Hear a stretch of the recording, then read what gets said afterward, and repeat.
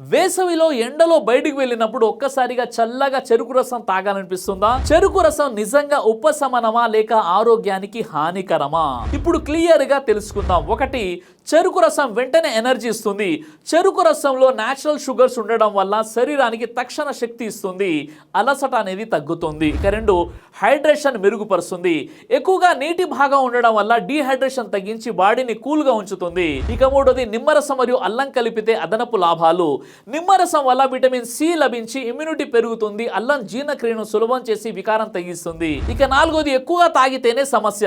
చెరుకు రసంలో సహజ చక్కెర ఎక్కువగా ఉండడం వల్ల 2-3 గ్లాసులు తాగితే రక్తంలో షుగర్ లెవెల్స్ పెరిగే ప్రమాదం ఉంది మరియు అదనపు క్యాలరీలు ఫ్యాట్ గా మారవచ్చు. ఇక ఐదోది, హైజీన్ చాలా ముఖ్యం. బయట తాగే సమయంలో శుభ్రత లేకపోతే ఇన్ఫెక్షన్స్ వచ్చే ఛాన్స్ ఉంటుంది. కాబట్టి చెరుకు రసం మంచిదే, కానీ మితంగా తాగితేనే మేలు. ఒక గ్లాస్ సరిపోతుంది.